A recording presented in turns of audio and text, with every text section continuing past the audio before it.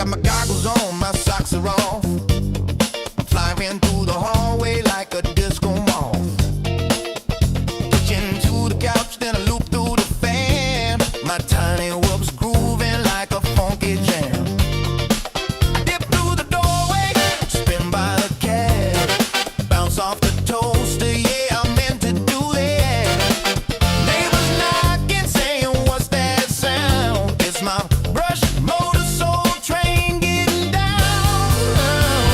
Flying through the curtain, dancing on breeze, freestyle funk in my living room with ease.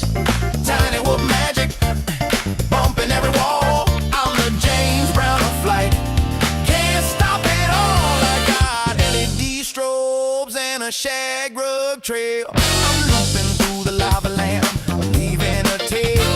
My whoops got rhythm, my sticks got soul. I'm the pilot of the party. On a roll, TV remotes a gate, the lamps a dive. I'm flying like it's 7.5. No GPS, no rules, no shame. Just a funky little quad in a soul train frame.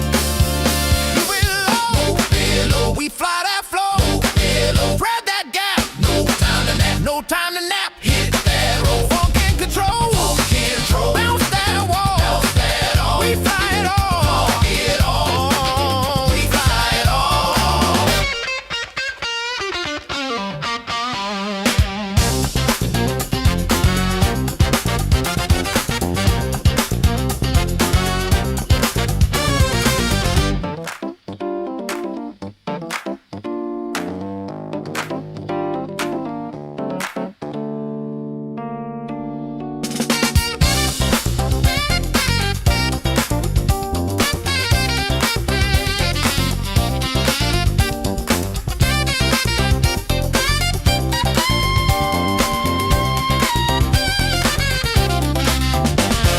Tiny whoop love, funky and free. We fly indoors, we fly with glee. Whoop it, loop it, groove it, move it, bounce it, flip it, funk it, rip it, fly that soul, don't lose control. Tiny whoop love gonna make you whole. I thread the needle through the vinyl stacks, bounce off the mirror ball, never looking back. My quad's got soul, it's got style, it's got sass. It dips through the incense like a blast from the past.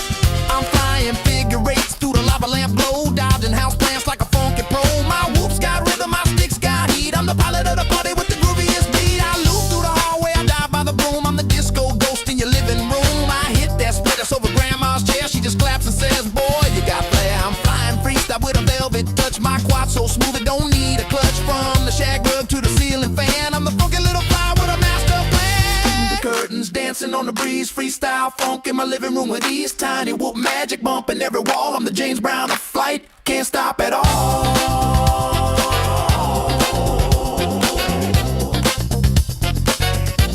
Can't stop at all. Can't stop at all.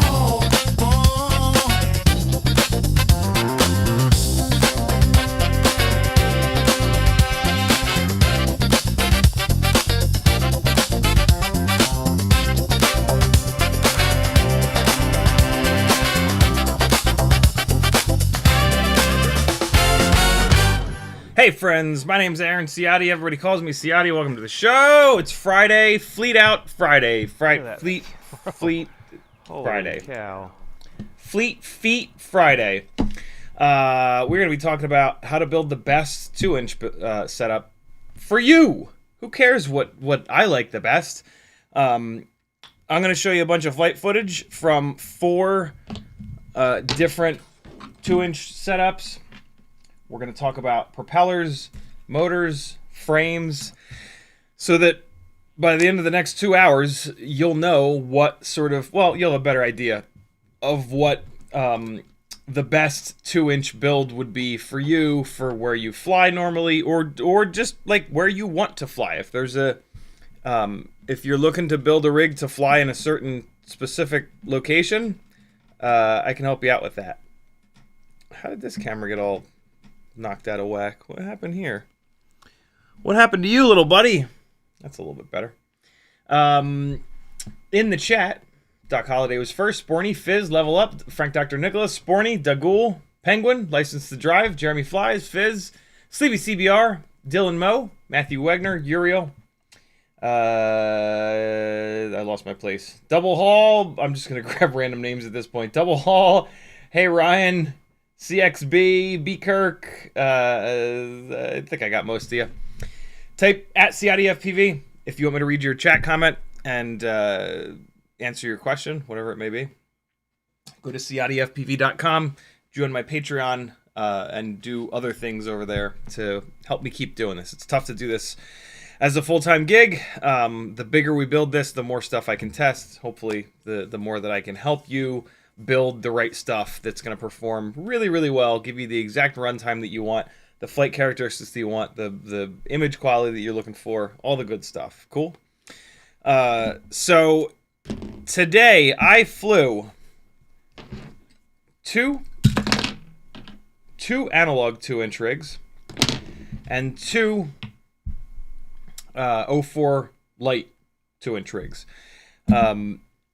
to show you guys the differences between them in runtime, flight characteristics, all that jazz. And it's what, like, there's obviously a huge difference between prop guarded and not prop guarded.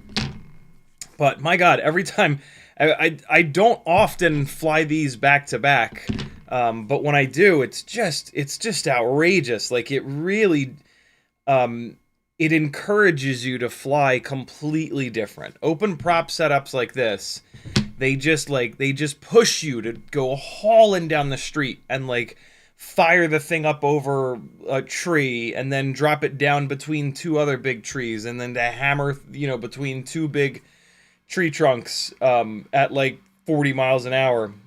And then I fly these guys with the guards, and yeah, they'll go 30 miles an hour, 40 miles an hour, but they don't like to do it. They like to cruise more slowly. They encourage you to like drop down in a little tiny gap or like go up in between the branches of a tree and like explore around. And so it's super interesting. Like you can force this to fly slowly. You can force this to fly fast, but like you have to consciously be there. Like you have to like consciously have that thought. If you're flying this guy of like, keep the nose down, keep the nose down, keep pushing, keep pushing, keep pushing. When you just stop thinking and you just fly and you put the horizon at like a normal point, you know, usually like somewhere up here, this will just kind of cruise slower. And then one of the things I love to do when you're going more slowly is to drop down on the deck. The closer you are to the ground, the more of the frame is going to have the ground in it. And so you have more of the ground rushing past, which gives more of a sensation of speed. It also just looks really cool to be dropped down on the deck with something like this. A guy like this, you don't have to do that. You can fly this a foot off the ground, and it's just grooving, like you're going a lot faster at a cruise. But then when you have that scenario where there's like a giant tree, a massive tree, this encourages you to like hurl yourself up over it, because it just has that higher cruising speed. So it's really, really cool. It's really interesting flying these back to back. It's really difficult as a pilot to do that, because boy, it is just, it's a whole different thing. And then switching over to 04 Lite, now you've got a significant increase in latency, a significant increase in image quality, so you can actually see the scraggle. You're also like, it just is more cinematic, so like you don't have to fly as hard, because like everything like looks good, right? Like I fly past one of these trees that's blooming with all little white flowers, and like instead of bombing past it for it to be like a cool white blur, I can just chill and like wrap around it a little bit and like actually show the tree in like a more cinematic way. So it's really, really interesting how different these 4 2-inch 2S builds are. And I think it's for different people that these are really for. The analog builds are really for somebody that wants to fly hardcore freestyle, super low latency. You know, it's all about doing tricks. The 04 builds are just any digital builds, right? Because you have that huge increase in image quality. They're more about making footage that looks really cool, and like that can be tricks. You can absolutely do all the same tricks and whatnot on these digital builds as you can on these analog builds, but there are some reasons that we're going to talk about to not fly these digital builds as hard. Mainly durability, but also latency. And so, yeah, I really do think that there is a super specific build for everyone. And, you know, maybe not just one, right? There's a specific build for each thing that you want to do. If you're in a fiery kind of mood and you want to go out and just rail around and do like really hard freestyle, there's a perfect build for that. If you're having a chill day or you're stoned out of your mind and you just want to go and cruise slow, there's a build for that, right? And yeah, if you always fly one way, that's pretty cool. If you only ever fly in a specific, you know, like cinematic, then you won't have to do multiple builds. You can just have like that cinematic kind of setup. But it is kind of cool to have. I think having in your fleet like a really solid prop guarded 2S setup and then a really solid open prop 2S setup, I think that's like, it's really, really nice. If nothing else, then if it's a windy day, you take this guy out and you fly this around. If it's a really calm day, you fly this around. If you're flying around people, you fly this around, right? Like there's all kinds of different things that make each one of these have a use that is like absolutely perfect. And yeah, I always try to help you guys do that because, like, you know, having the right tool for the job makes a massive difference. I gotta get these motor wires taped down on this. I've begun to crash this thing really hard. I gotta do a little bit of post-crash looking at it to make sure it's gonna be super durable. You're also gonna get to see two different maybe the same camera. You are going to get to see the same camera, but two drastically different versions of it. These both have Beta FPV CO3 cameras, but one of them is very old, and one of them is the current. I believe this. It's not this one. It's one of the other builds, but you're going to get to see two drastically different versions of the CO3 camera. The CO3 has been around for a long time, and Beta FPV has changed it quite a bit in that time.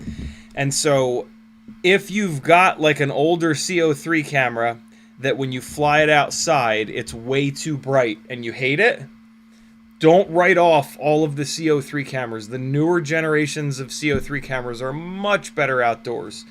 The older ones are really good indoors. So basically that's what it is. If you want an indoor CO3, I mean, the new school CO3 is totally fine indoors. If you've got an old CO3 though, that's really bright when you fly it outside, take it out of that outdoor rig and save it for an indoor setup and put it into an indoor rig, and it's going to be awesome. Cool?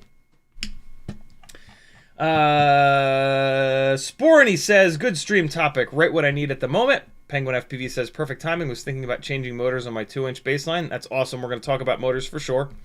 We're also going to talk about propellers. Propellers have a lot to do with your motor selection here. Mainly T-mount motors and T-mount propellers versus push-on propellers.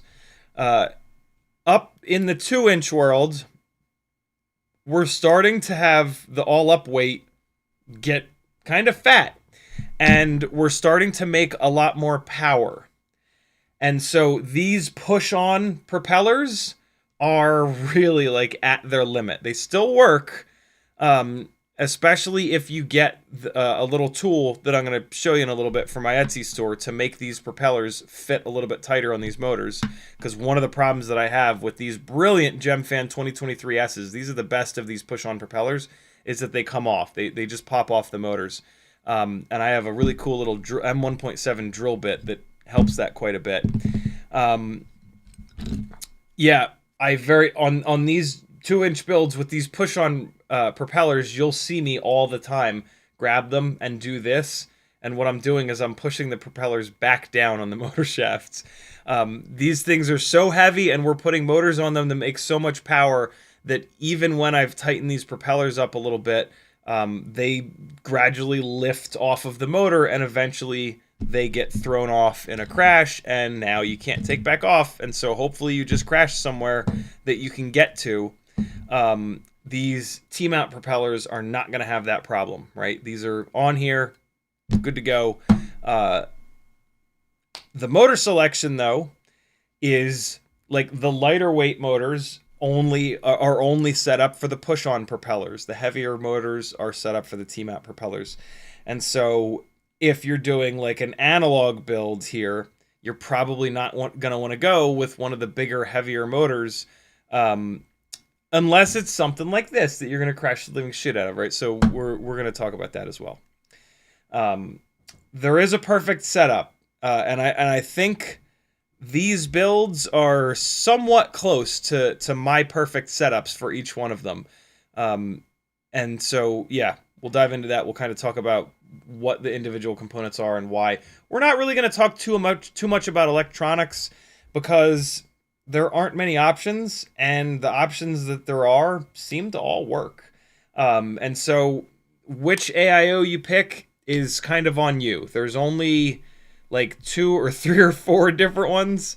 And so whatever is in stock at the moment is probably what you're going to go with. That's kind of the only way that you're going to be able to pick from your AIO.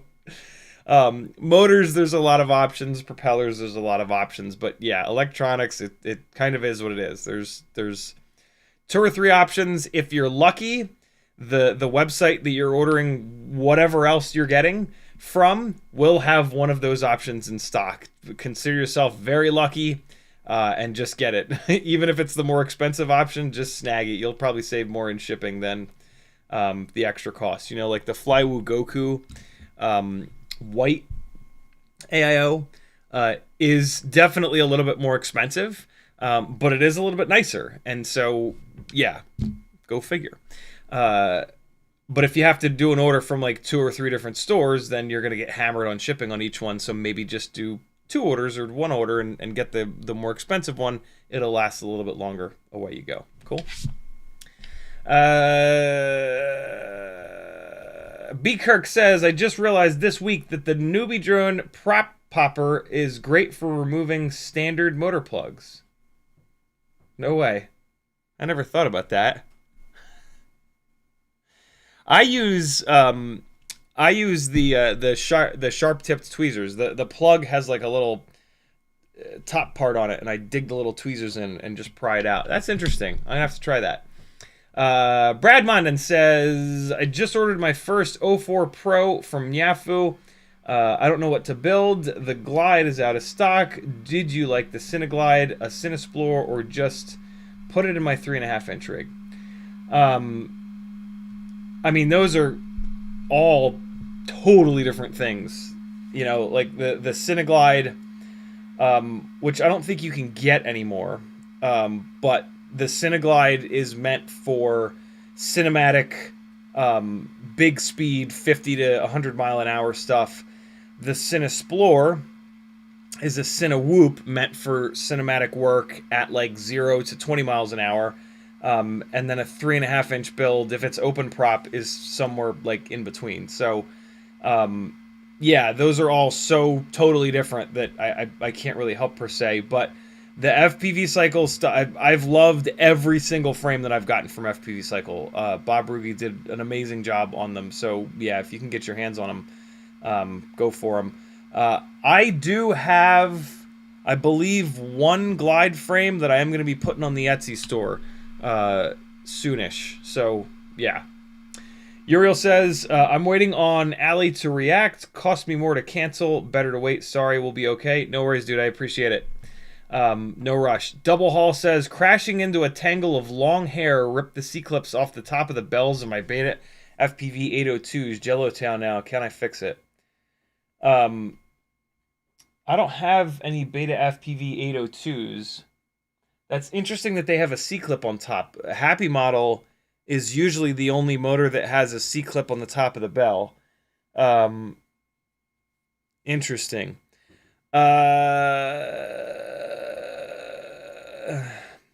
Spin up each individual motor in either the motors tab or with turtle mode and see if one of the motors is vibrating harder than the rest. If so, try to fix it or replace it.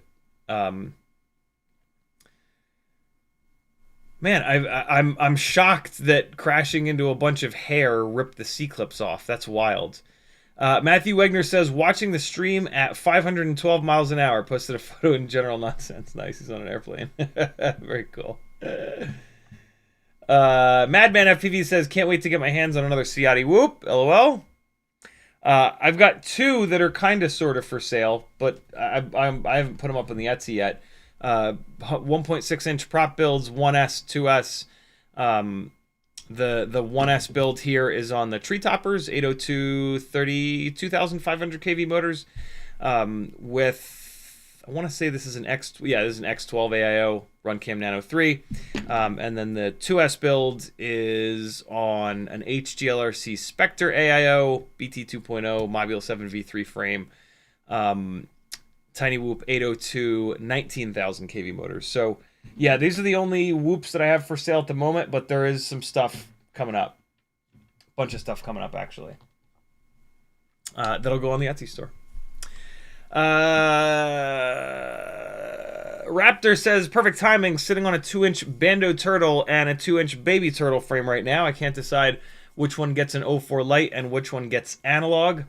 That's easy. The Bando Turtle gets 04 light. The Bando Turtle has... I put mine in a bag. It's not within arm's reach anymore. But the Bando Turtle has little supports on the arms that make the arms stronger.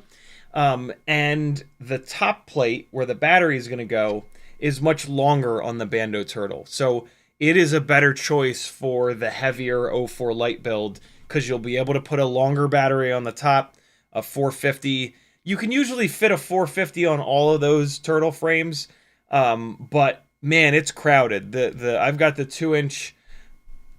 What is this? The Pro? Yeah, this is the Pro. This is a 2-inch Pro Turtle. And when I put the 450 mAh battery on here, it is like end to end. The 300 mAh battery fits better on here. The Bando Turtle, not having this guy up here and just having the camera down farther, it's gonna hold that bigger battery, so you'd be able to run all the way up to like a 550 mAh battery. And as we're gonna talk about, the build that you do with 04 light is not gonna be a hardcore freestyle build. That's gonna be a mix of a freestyle and a cinematic build, and so being able to put a big old battery on there is gonna be really, really nice. It's also a heavier frame, so yeah. I would do the Pro for analog. The Pro is also a lighter weight frame. And so, you know, the lighter weight frame you pair up with analog, the heavier weight frame you pair up with 04 light. That is what I would do. Sporty says, I gave the Gem Fan 1.8 inch props another chance today. I tried to check balance on all of them. One only had one very bad, rest was fine. Drone flew locked in also. Nice. Yeah, I'm assuming that's an analog build, because on digital builds they're a nightmare. But yeah, that's nice. I don't find them to be all that durable either, though. I haven't run them in a while, but from what I remember, they would the blades would bend up quite a bit. No, I won't retry them, because I've taken all the 1.8 inch stuff apart. I'll retry them someday. Whenever I put a 1.8 inch build back together, inevitably I will, because I love that Happy Model M80 frame. I'll try them again. YouTube just scrolled me to the bottom, scrolling back up to find my place. Random Pac-Man says, would contact enhancer make a difference on an antenna UFL port? Yeah. Probably not as much of a difference because the center pin is just the... Actually, it might make more of a difference. But the answer is yes, absolutely. The Stabilant 22 will improve metal-to-metal contact across the board. Absolutely everywhere that you've got metal touching metal, it's going to help out quite a bit. Not with soldering, because with soldering, you know, you're melting them together. But whenever you have a plug, you know, your flight controller to ESC plugs, it would technically help that. You don't need it to. You don't need to pass more current between your flight controller and your ESC. But yeah, it'll help. Metal has tiny little peaks and valleys, tiny little divots, and those divots are not going to touch the other piece of metal. And so the contact enhancer is going to fill all of those in to make it perfectly flat, and then you're going to get a little bit better conductivity. I'm looking forward to retesting those builds and reapplying. I want to do like a second pass with the Stabilant 22 on those to see if I can get even more of an improvement. I'm going to try a little bit of a different method in applying it to the pins. I tried the fine-tipped tweezers. They seem to work pretty good. The next thing I want to try is just a pin. I literally just want to take the sharp point of a pin and put it into the liquid.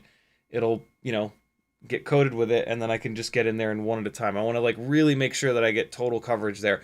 The 4 to 6% increase in performance that we saw, like, that's great. And, you know, for a couple bucks to be able to do that, like, that's pretty cool. But I want to keep sort of going with it. I'm really looking forward to Butterfly FPV's testing. He's got 5 different versions of contact enhancer.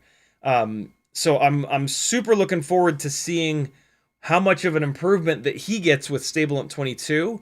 But then I'm also really looking forward to seeing what happens with the other 4 contact enhancers that he's testing.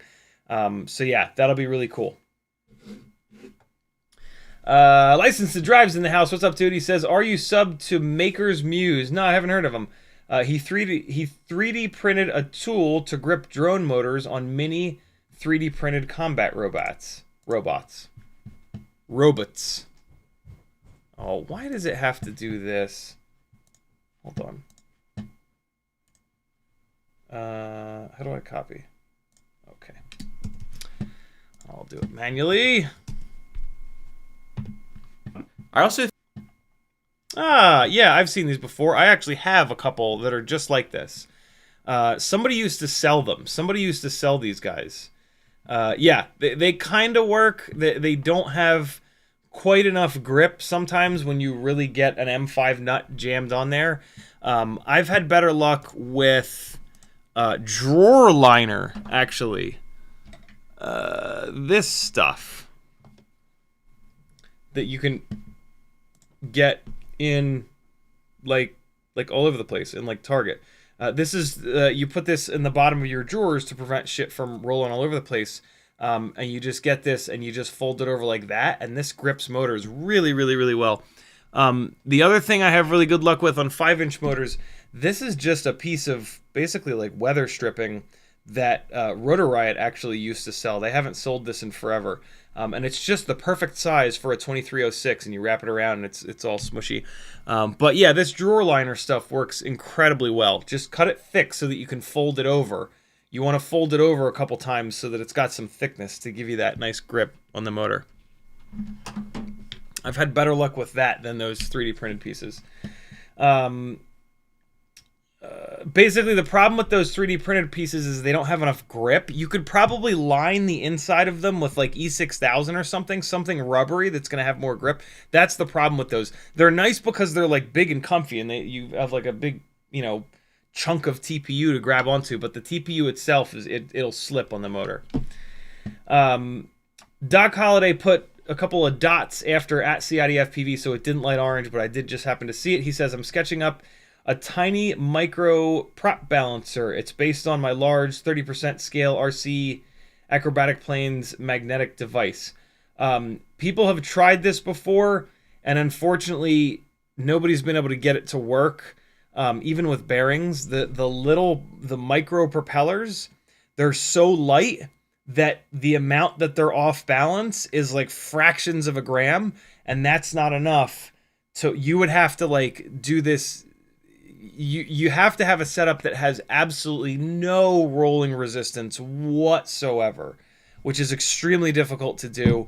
And so I hope you can do it. But for the record, many have tried and all have failed. It's really, really tough. But that, if you're going to do it, if you're going to get something that works, the only thing that matters is zero. Obviously, you can't get to zero, but no rolling resistance. It has to be like microscopic, because you're dealing in, a minuscule amount of off-balance weight that's going to want to pull the heavy blade down. Uriel says, they did the interest trick on us on AliExpress. I have to wait. That's super annoying. Dagul says, I have a bunch of spare Dow prop Q2035Cs. Is it worth building around those props or switching up to 2023s? Let me look that propeller up. It's been a long time.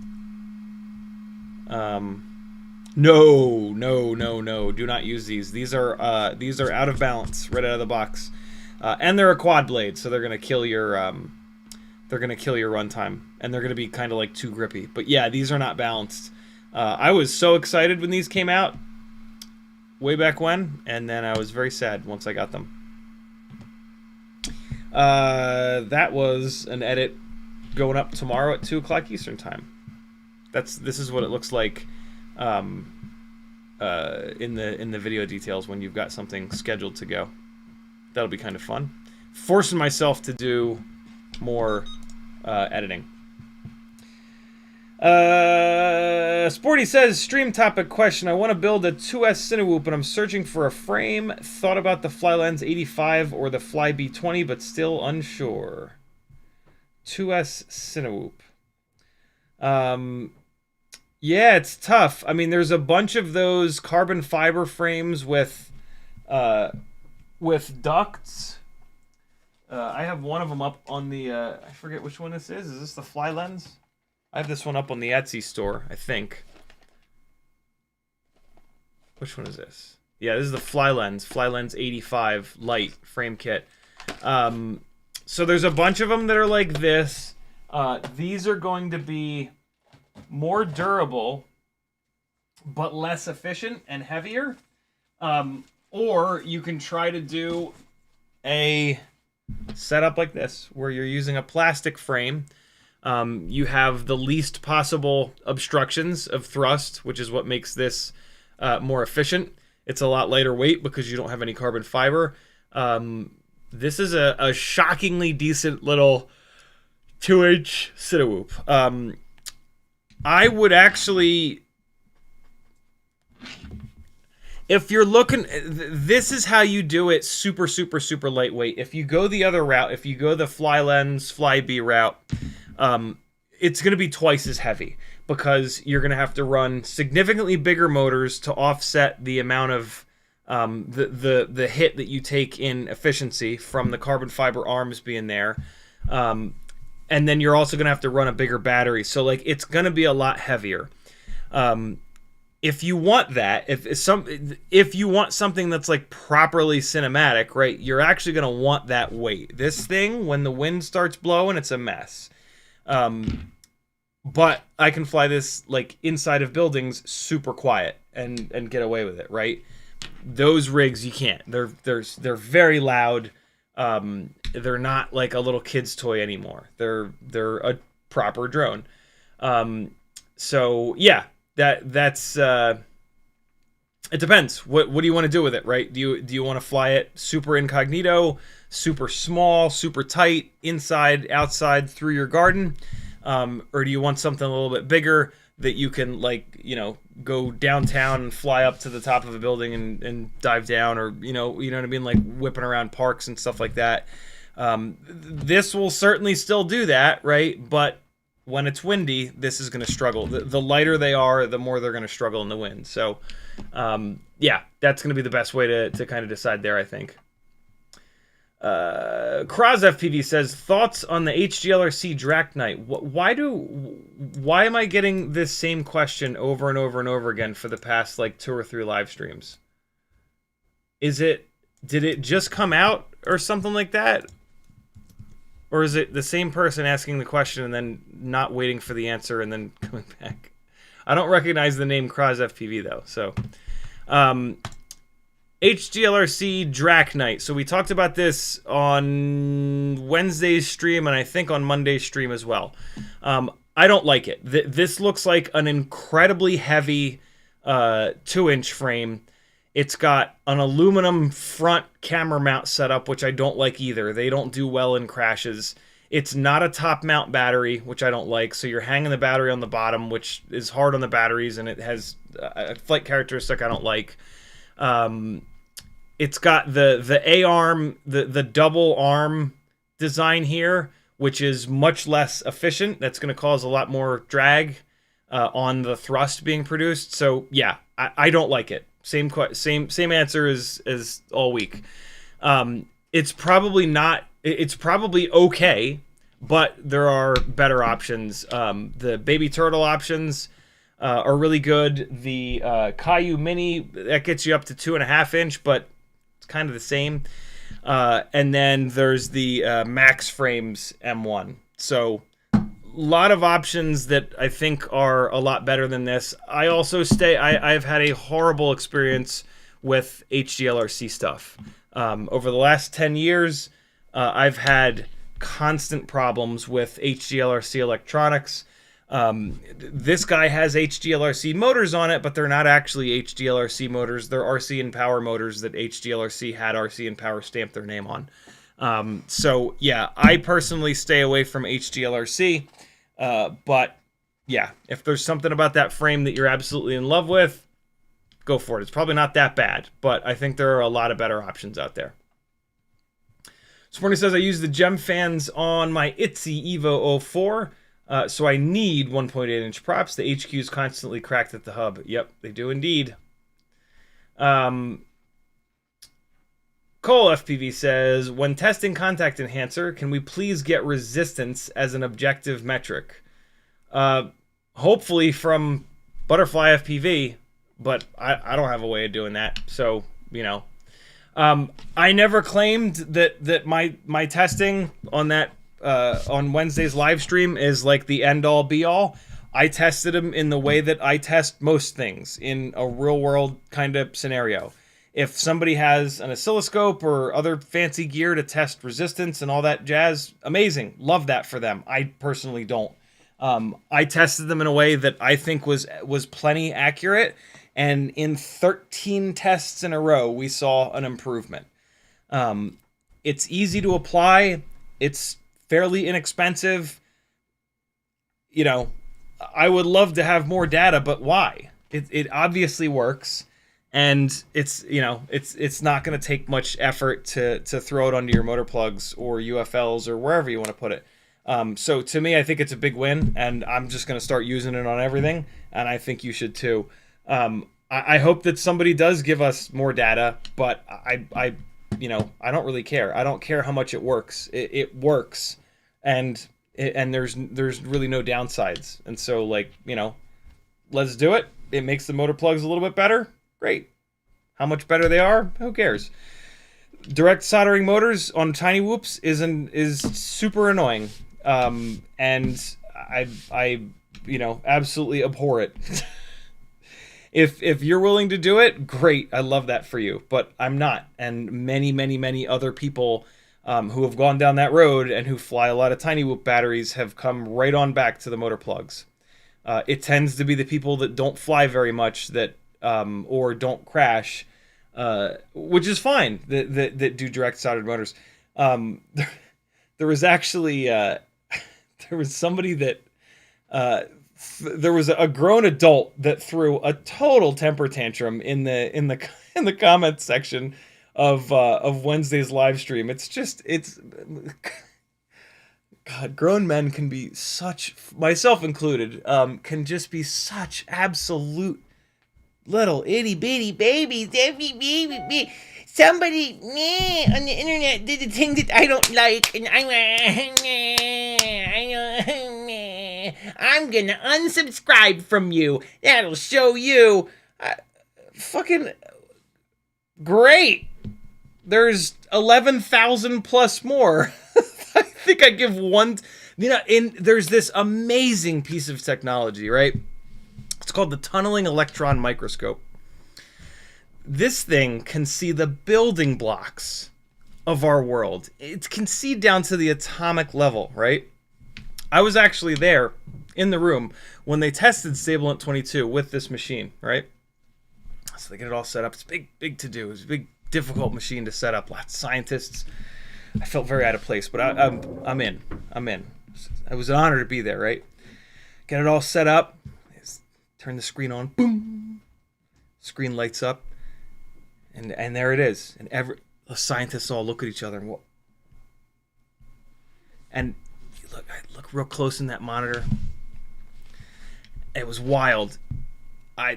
It could see down to the very building blocks, like I said, but there was not one single fuck there that I gave for that person unsubscribing. Not one. It was wild.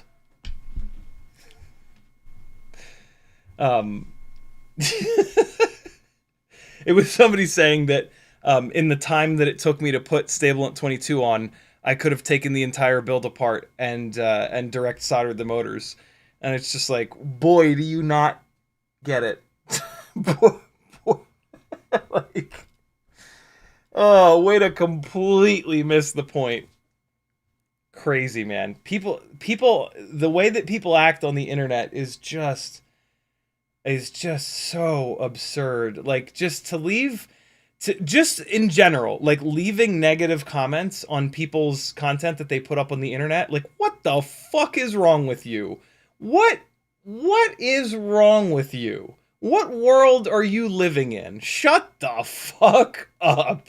Oh my God. Everybody, I guarantee you, those people, every single person that they interact with in a given day, in their head, at some point goes, Jesus Christ, dude, shut the fuck up. It's those people. So yeah. I have one less subscriber, and I'm psyched, man. I'm psyched, because I don't want those people here. I very specifically do not want those people. They are toxic, bad people, and I want them to go away forever. Like, please do. Like, I read those comments, and I was like, oh my God, amazing. One less absolute waste of a viewer, subscriber, whatever. Like, get the fuck out. Nobody wants you, bro. You walk around all day and nobody wants you. Come on now. Get it together. Jesus. So yeah, that was interesting. I think it was Brad Mondin that saw it before I did and left a snarky comment that made me laugh. A snarky reply, and called the guy Felicia. Oh man, it's just, but like, all that being said, like, it is super sad. Like, I kid, of course, but like, it is sad, right? Like, these people are like hurting, unfortunately, and they're in a bad place in life, and they, for whatever reason, hammering on other people makes them feel better, and so it's super sad in the grand scheme of things. But I don't know, it's like, I can't excuse the behavior, because it's the reason why people stop putting shit up on the internet, right? Like, people who are emotional and who have feelings, they will legitimately stop. Like, there have been many FPV pilots, many fantastic FPV pilots that put awesome edits up here onto YouTube for us to watch and enjoy, who couldn't handle the negative comments and stopped doing it. And like, that is why I will tend to just blast these people rather than like, well, they're just in a bad place in life. Let's just be not saying anything. Like, no, they're ruining this for all of us, And so that's why I think it's important to punch Nazis. You know what I mean? It would be nice if we could just give all those people a pass, but unfortunately, that's not reality. You know, we need to just. There was a cartoon on MTV when I was growing up, and the characters, when they would punch each other in the face, they would. It was animated sideways like this. They would go like this. They would just punch each other directly in the face. And from what I remember, they're like if that was their face, he would punch, and their face would like go inside out. Anybody remember that? Any other 80s kids remember that? Boy, we went off the deep end on that one.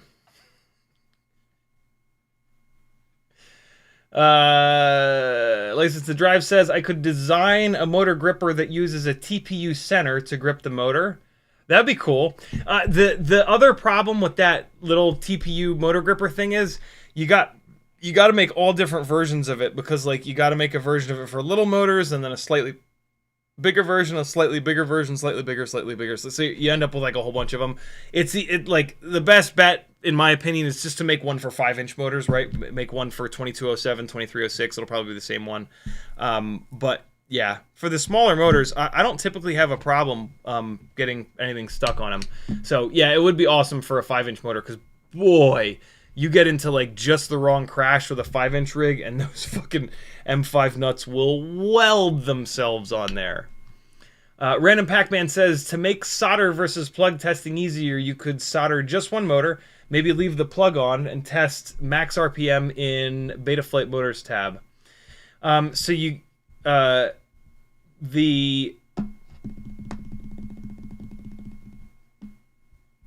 I guess you could.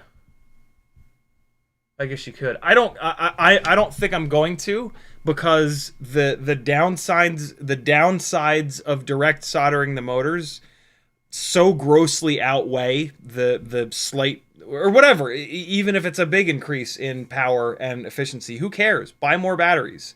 The plug-based motors, the plug-based setups, I can tell you it's not that big of a difference. I just know. Like, the testing that I've done, just having rigs that I've gone from one to the other, it's not like another minute of runtime. It's not 10,000 extra RPM.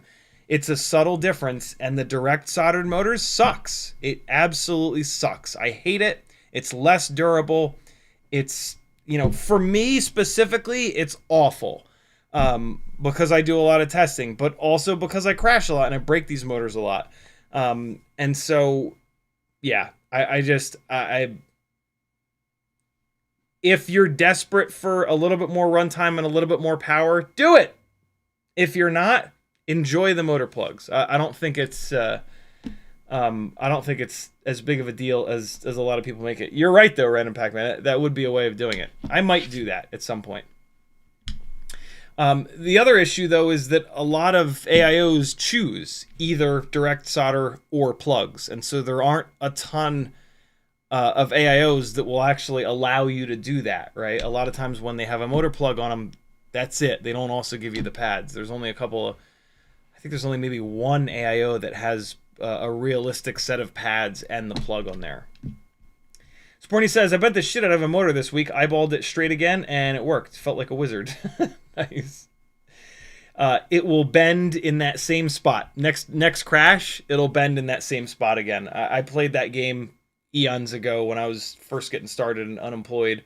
And it's like, if I got 20 crashes out of a motor and then I bent the shaft back, I would get like 1 or 2 crashes and it would bend in that same spot, because it's like it's been sort of weakened, right? And now it's got a spot where it wants to bend. But to get you back up in the air while you're waiting for the replacement motor to arrive, hell yeah.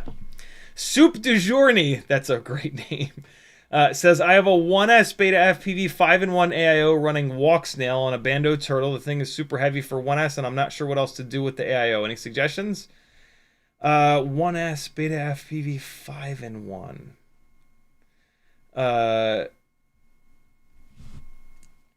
Woo, that's tough. So you've got a digital setup on 1S. I the analog lightweight setups on 1S barely have enough power for me. That AIO that you've got though is only for 1S, and so you're stuck. Not only are you stuck on 1S, you're stuck with 5 amp FETs. And so but my first recommendation would be to go to Bando Turtle. You didn't mention what prop size, but it kind of doesn't matter. My first suggestion for 1S heavy is going to be the Gep RC 1002 25,000 kV motors. That's what I have on my 1S analog setups, and they make just barely enough power. Those are the most powerful motor option, but they're going to max out those 5 amp FETs, and the 5 amp FETs are not going to be able to put full power to those motors. So I actually don't think that you should go with those motors because they're a 1002 and they're heavier.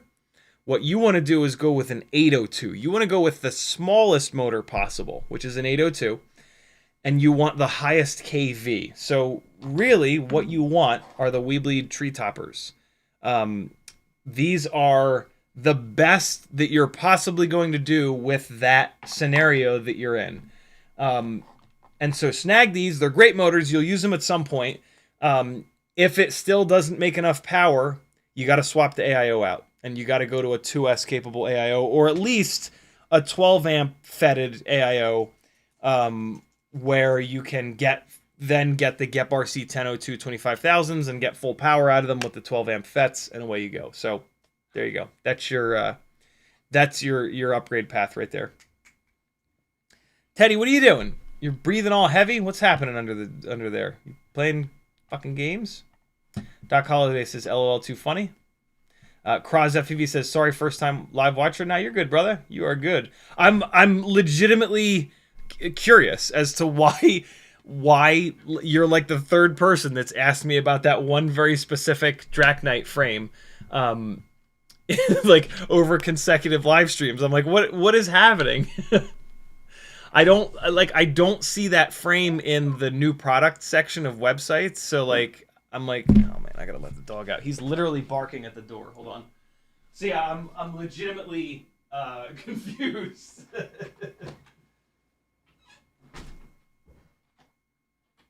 This is annoying. Hopefully somebody will let the dog back in. Hold on. Hey, can somebody let the dog back in a few minutes? All right. Good to go. Ow. I hit the lamp.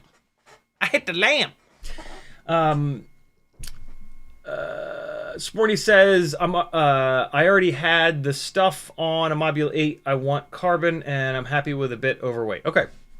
There you go. The way that I would choose between fly lens and whatever, those other style of 2-inch frames, is which one has the least obstruction of thrust.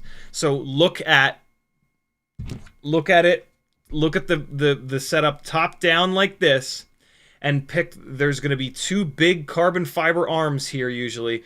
Pick the one that's got the skinniest arms or whatever. Pick the one that has, because that's what makes those 100-gram all-up weight 2-inch Cinewhoops really noisy and really, like, it kills the flight characteristics, and that's what causes the most problems.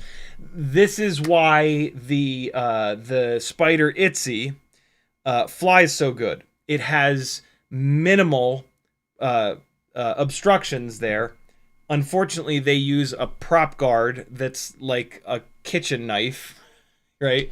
It's a piece of sharp carbon fiber as a prop guard. You know, sure, it sort of, maybe, kind of gets around the FAA's rule saying that you're not allowed to have externally rotating things that can lacerate the skin, but like, I don't know, you whack somebody in the forehead with that and they start bleeding all over the place, I think the FAA is going to come down on you and be like, you know, it says lacerate, bro. It also says rotating. Okay, so, but like FAA's, they're gonna come down on you with like, So yeah, I don't know. That thing freaks me out, but maybe that's just me. Maybe, you know, I don't want to hurt anybody. I don't want to be that guy that ruins it for everybody. So I try to fly stuff that's as safe as possible.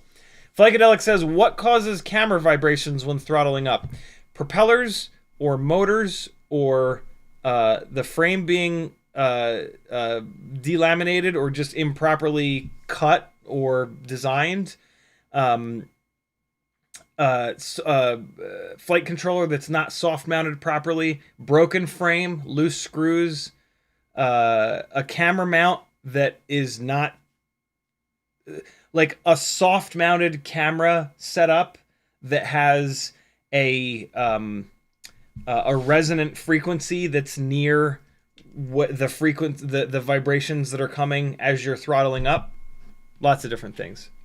CiottiFPV says, a lot of build-up for that no fucks joke, but well worth it. I butchered that joke. I read that joke a long time ago, and I was reminded of it the other yesterday or the day before, and I wasn't gonna do it. I was thinking about it the other night, and I was like, nah, I don't remember exactly what it was, but then I don't know. I was feeling mean a minute ago, so I figured I'd go with it. Uriel says, but they still get you? But still they get you? Yes, for sure. Because I'm an emotional person. I am an empath. Slystop says, what soldering tip do you mainly use? And C245 or C210? I love the regular old soldering tips that these soldering irons come with. The blade tip, the flat part of the blade has a nice surface for a good contact patch if you bring it down flat. If you need to do really precision work, you twist it 90 degrees and you have that sharp tip there. You can get somewhere in between by coming straight down with it, and now you've got like that flat blade part. And so yeah, the regular old chisel tip is my favorite. Not the big wide chisel tip. The regular chisel tip that's like that wide. Pretty much every soldering iron comes with the regular chisel tip. What I'm calling the regular chisel tip. I don't know what C245 or C210 are. I'm typing it into Google, but that's... Oh, those are soldering iron tips. Okay.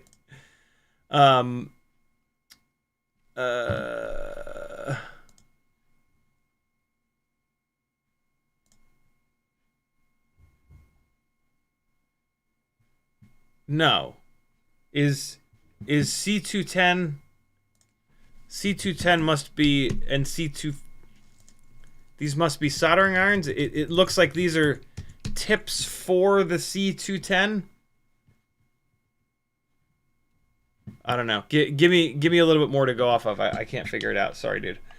Kevin Smith says, 80s MTV, how old are you? I am 44, turning 45 next month, I think. Right? 2026? Yeah. I was born in 81. Sporty says, what motors would you get for the Flylens 85? I have 1102, 13,500 laying around. Too small. I'm going for flight time over power. Probably too small, yeah. Flylens 85 is probably going to be knocking on the door of like 100 grams all up weight. And so it's going to have to be a 3mm tall motor, or at least 2.5 millimeters tall.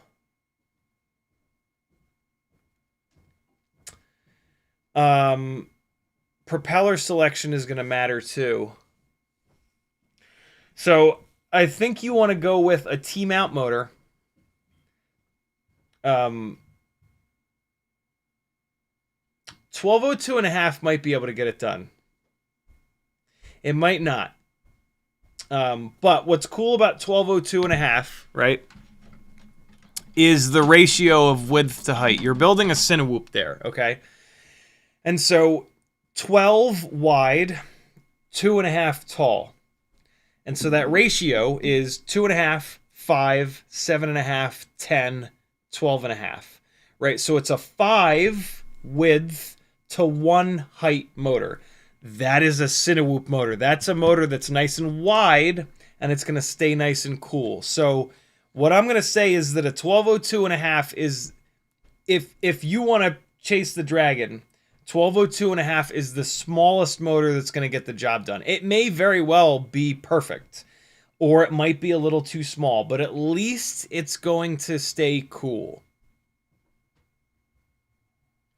It might not have the raw power that you want, but it's gonna stay cool. So it's not gonna become like super inefficient.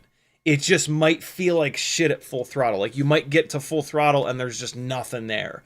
But at least it's not gonna overheat. So yeah, 1202.5 or bigger is what I can kind of say. Maybe go 1203. RC and Power has a 1203. Do that instead. Don't do the 1202.5. Do a 1203 at the smallest. That's what I'm going to say. 1203 at the bare minimum. I've never built one of those setups, so I'm going off of all up weight and all up weight. CiottiFPV says, I found motor plugs to be less durable, but it's probably because dog. Sporny says, there are prop guards for the Itsy. You can buy them, but I reverse engineered them myself. That's pretty cool. Where can you buy them? Uriel says, I see it like people use raisins on... people use racism on people. I tell them, your dog something well if I sad people react like that. I'm proud of people that have feelings. Me too, man. El Chingon says, there are a different type of solder tips that usually come with desk stations. The C245 is the size that correlates with the handle size. Ah, okay. Okay. So I think I'm good. I think I answered the question. Chisel tip. Because it sounds like if you have a soldering iron that needs a 210, you need to run a 210. If you have a soldering iron handle that needs a C245, you need to run C245. So I think we're good. Cool. I'm caught up on chat. Let's talk about the perfect 2-inch build for you. I'm just going to launch into the flight footage from today. Let me find it real quick. It would not be that. It would be this. And so, what was I flying first here? This one's already going. So this is going to be the Maxx Frames M2. All right. So, 2-inch builds. What you're looking at right now is the Maxx Frames M2 build. Foxier Pico Razor camera. Wait, no, I'm sorry. CO3 camera. This is one of the more current CO3 cameras, so it looks pretty okay outside. Maxx Frames M2 build. I did a live stream about this.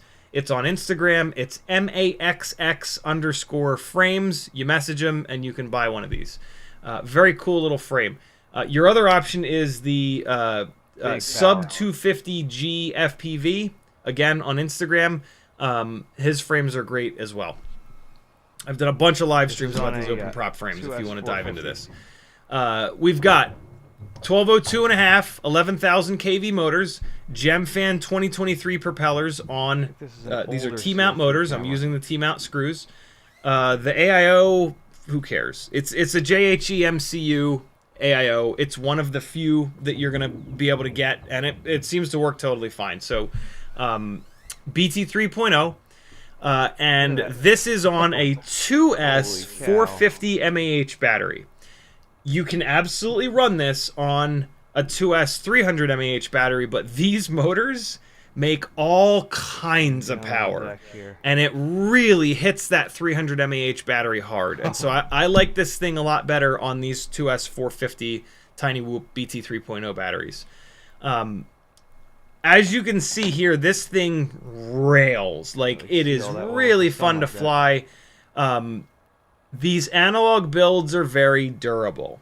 They're very low latency, and they're very durable, and they're also very inexpensive. And so these are the builds that you're going to fly hard. I was not in the mood today to fly like super hard, but you'll see when I start playing the digital flight footage that I'm flying a lot harder here with these analog builds. realistically, if you want to build something that you thrash and you fly hard, you fly it around concrete and cement, and you're smacking into stuff, analog. Analog is really where it's at. The low latency is going to literally allow you to fly better. The build itself is going to crash better. When you do eventually break stuff, it's going to be cheaper to fix, but it's gonna be so much longer before you break stuff. None of these HD systems are ever going to be as durable as analog, and these tiny little HD systems are especially not super durable. The heavy HD systems, they can be durable. Like the old school Vistas, good God, you could throw those off of the space shuttle and they would go through re-entry and smash into concrete and be totally fine. But they're heavy as hell, right? You can't build something like this with a 30 plus gram VTX and camera system. And so, with these 2-inch builds, we're talking about itty bitty, lightweight, walk snail light, 04 light, right? Oh my God. And they're just not super durable. They're not, I don't know if I would call them fragile per se. You certainly could, but they're absolutely not what I would call durable. In my opinion, they're sort of somewhere in between. So yeah, this is the Maxx Frames M2. Also, with these analog builds, you're going to get more runtime, right? Because they're a lot lighter, and they don't have a big gnarly CPU on the VTX crunching like 4K or whatever down into 1080 and DVR and all that jazz. So you're going to get more runtime, you're going to get better flight performance. No. If you want more weight for more throw, you just go to a bigger battery. You go from a 4S, you go from a 2S 450 to a 2S 550, and then you've got the extra weight that you would have had on the digital setup, right? There's a little bit left, but yeah, there you go. in terms of these open prop builds, 3 minutes and 52 seconds of runtime. The battery is bouncing back quite a bit. I could have probably run this for another 30 seconds. Let's move over to... You can fly it comfortably. You can crash the shit out of it. Here's what I will say, though. Scraggle disappears. We're just gonna go straight Analog, unplug this, in the Scraggle season, it can be a little bit rough. Hopefully you're flying in a spot that you've flown before where you know where the Scraggle is, because you're not going to see it, especially something like this that's open prop. This thing rips. It's fast. And so by the time you can see the Scraggle, you've already hit it with something like this. We're now going to be taking a look at a... It thinks it's a 3S battery, so I'm going to have to discharge that. I need to actually fix that. I'm going to fix that right... no, I'm not, because... wait, no, yeah, I can pull Betaflight up on the other screen. Hold on. I've been meaning to fix this, but I keep forgetting and forgetting and forgetting. In Betaflight on both of these. I just keep forgetting to do it. Come on. All right, there we go. Come on, Betaflight. So yeah, the faster builds, flying them around Scraggle, are very tough with analog. The digital builds, the HD builds are going to be a lot better because you can actually see. Ramalala, what is happening, brother? You having a stroke? You've posted like 7,000 chat comments. Put more in one chat comment. I gotta also figure out why that's getting so noisy like that. It shouldn't be. I might have the transmit power turned down. Big difference in power. Let me really quickly I don't know why I did that. Get this thing plugged in here to fix this before I forget. So now you're looking at a Mobula 8 analog build. This is an X14 AIO with the Mobula 8 frame. We've got Happy Model 1103 11,000 kV motors, so the same kV. But we've got different propellers. These are 2015 Gemfan bi-blade propellers. Whereas what you were just looking at was a bigger motor. 1202.5 is a bigger motor. Same kV, 11,000 kV, but tri-blades. And a more pitchy tri-blade at that. 2023 is what you were looking at. Now you're looking at a bi-blade 2015. Same kV, slightly smaller motor. So, this rig with ducts... is going to be a lot slower. It makes less power, and it's got the duct, so it is going to be a lot slower, and your flight style is going to change. I need to figure out how to get the battery to stay in this damn thing. The battery bay for this is a little bit big. And so you're going to see the way that I'm flying changes quite a bit because of what I'm flying. Oh, I gotta do this in and away we go. Oh my god. Google Chrome, god damn it. Hang on. It's the X14, so it's stuck on the new Betaflight software. This is gonna pop up now. I can do it here. Right there. All right, cool. So, with prop guards, and right there, you were just seeing one of the things. When I do a 180-degree turn like that with prop guards, it just stops. There's no slide backwards whatsoever. So if you want to do those big, nasty, backward sliding movements, it's got to be open prop. This is the kind of flying that this does well. Carving like a hot knife through butter, going straight, shooting tiny gaps, being real comfortable when you shoot those tiny gaps because it has the prop guards. It's going to be slower. It's going to float more. If you go up high and you chop the throttle, it's going to float down forever. Really cool, really cinematic. Fly up here in these branches, right? You could never do this with the open prop build. So if you've got a bunch of really cool looking trees around your house and you love, you know, interacting with the branches and the leaves and shit, prop guards, baby. You're going to absolutely love it. I was not flying. Flying these things back to back to back is a big adjustment. I was not flying at my best here. This is way more. When you get used to open prop and then you go to the closed prop, you'll turn too early. And that's basically what I was doing. I was expecting it to slide more than it was. If I flew a few batteries in a row, I would have gotten used to this, but I didn't. I did 1 1 1 1. So, you know, don't let my poor flying right here turn you off. Maximum cell voltage 4.5. There we go. Save. All right, now this guy's good.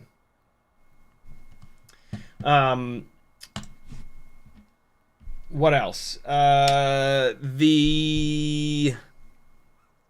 With this guy, the analog, you can't see the scraggle, but it's going slow enough where you might actually be able to see it before you hit it. If you do hit something, it's going to potentially bounce right off. With the open prop setup, when you hit something, it stalls a motor out, and that's that. It's game over. That thing is tumbling to the ground, and hopefully you can turtle mode it, but you might not. That's another thing. With the prop guards, you're almost always going to be able to take this back off. When you don't have the prop guards, if you crash into like a little bit taller than normal grass, you will not be able to turtle mode back over.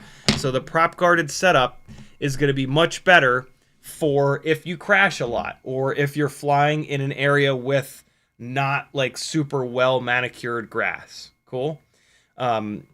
With these, you'll take the walk of shame way more often than with these guys. Also, like, if you're flying far away, if you're going to fly really far away from yourself, and then there's a good chance that you're going to crash, you're going to be walking your ass off with this, right? Because there's a good chance that you're not going to be able to turtle mode it out of the grass. With the Cinewhoop frame, a lot of times, even if like a piece of grass pokes up through the duct like this, you can usually spin all 4 motors in turtle mode, and that'll clear them out, and then just blip the throttle when you arm it to get it up off of whatever it's getting mangled in. Oh no, were you got? Was the hold on. Oh, I'm sorry, guys. I didn't realize the audio was going through. I didn't realize I had the audio capture turned on. I need to turn that off. So, yeah, hopefully you guys could hear me. And I was probably screaming way louder than I had the volume on that. Yikes. Yeah, the hopefully much quieter voice you were hearing is the microphone in the HDZero goggles. Sorry about that. So that's your analog setup. In terms of motor selection on these analog builds that are nice and lightweight, you can get away, you can just barely get away with an 1102, but you're going to really like going up to a 3mm tall stator. So 1103, 1003, 1202 and a half. These are all the motor sizes that you're going to want to look for these. When I have a build that's in a Cinewhoop frame that I'm going to fly outside, I really like it on bi-blades. The frame itself is going to hold it back and it's going to keep it from sliding a lot. I don't want the propellers to also be really grippy tri-blades or quad blades. I want the propellers to be bi-blades. And so in terms of propellers, it's kind of these. These Gemfan 2015s are the way to go. Unfortunately, they're not a T-mount propeller. I don't know of a 2-inch T-mount bi-blade. So yeah, that's going to be a little bit tough. But luckily, these Gemfan 2015s are really, really, really good. You'll dig these. There is an HQ ultralight 2-inch bi-blade, but it breaks at the hub, which is really tough. So like you can't really crash it all that hard. And one of the things I love about this is I can crash the shit out of it, and it just bounces off of stuff. So if you're looking to fly really hard and crash a lot, the low latency of the analog systems is going to be amazing. The cost savings, the fact that they just are more durable, right? Analog, man. Analog's the way to go. I think that's the last flight file from here. Was that 7.8? Did it play through 7.8? Let's see real quick. Yes, it did indeed. Cool. So now we're on to digital setups. At the beginning of the stream, we watched a little bit of this flight footage. Let's dive into this. I made a mistake and I left this ND8 filter on here. So this is going to be very dark. Hopefully it's not so dark that it's like unwatchable, but we're going to find out in a second. In the Goggles 3 view, it's not nearly as dark as it is in here. And so yeah, this is my bad on this one, but let's take a look.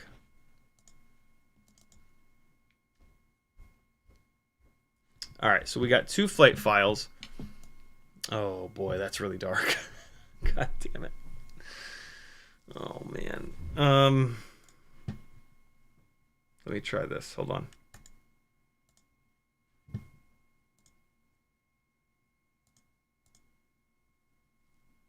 Why is that not doing anything? Oh, that is working. That's doing something for you guys. It's not doing anything for me. There we go. Okay, cool. So there you go. There it is, brightened up a little bit. Digital builds. Right here, this is something that I typically don't do with analog because it just doesn't look very good. Like you can't see any detail. And like, yeah, I mean, you could still certainly do it, but like that kind of thing, like punching out a couple of 100 feet with these digital setups, it's just the coolest thing ever because you've got, this is, I think this is 4K 60 that this is set to right now. Again, this tree is very cool looking. With the analog build, it would just be one big black and white blob. Whereas with a digital setup, I can actually see like these little buds. And so you can do like this kind of cinematic play around the tree, and it looks really, really cool. So these digital setups are going to allow you to fly in a more cinematic kind of manner. So if that's what you like, if that's what you enjoy, that's going to be a pretty easy way of kind of picking one versus the other. As I talked about before, durability is going to be a big deal here. You're going to see with the other build, with the open prop build, that I hit like a branch of a tree and it stopped recording. I don't know if that file is going to play or not. This is stuttering because I'm playing it directly off of the DJI 04. I did not copy this to the hard drive. Natter FPU, the $10 super chat, he says, just got paid today, so here's a little bit of my paycheck. LOL. Thank you, dude. Much appreciated. And so yeah, the digital setups are really fun to fly. Like it's a whole different thing. You're flying not just hardcore. You're dropping down on the deck and looking how cool it is that you've got this amazing motion blur, right? You can change all of your settings so that you can run it at like 1/30th of a second and get like mega motion blur going on, or you can crank it up to 1/200th of a second, 100 FPS, and get a little bit less latency, right? And everything in between. So like, if you could almost kind of say like, if you have any interest in like filmmaking or photography, these digital HD setups, they're gonna scratch that itch in a really fun way, because you've got all this adjustability in the way that the camera works and the way that it records. Analog always records in 60 FPS, which is pretty cool. With 04, you can crank up to 120 frames a second, which is even cooler. So that's super fun to do with these guys. I've had this sitting over the frame the entire time. That's absolutely absurd. Now what I'm going to do is take off the ND8 filter, at which point I can turn off this color correction LUT. So yeah, I should have removed that ND8 filter, but I just wasn't thinking. I was in a hurry. It was just the very end of the battery. But yeah, I didn't want you to think that like the HD systems are inherently really dark like that. That was totally my fault. Although on the HD systems, you can certainly just set the ISO and the shutter speed to auto, and it'll do a good job, just like analog. But analog always does that. And so analog always gives you a decent exposure. With the digital setups, you should be dialing those settings up and down yourself, because it's not very difficult and it makes a huge difference. But if you screw up, like I did a couple hours ago, you can record an entire batteries worth of footage that's really dark like that. I was able to, I could bring it back a little bit, but still, if you're the kind of person that you think will always forget that, either just set it to auto and just be okay with it not being quite as good as you would be able to do if you were to put the settings in yourself, or maybe think about analog. But I don't know if that's really a reason to choose digital over analog. I think you just need to get a right on your hand. Don't forget the camera settings or something like that. I don't really need these files. Those are so dark that they're totally worthless. I'm going to delete them. So that is a Cinewhoop based 2-inch digital setup. This guy is pretty specifically built to be an itty bitty Cinewhoop. This has not been built to be a hardcore freestyle setup.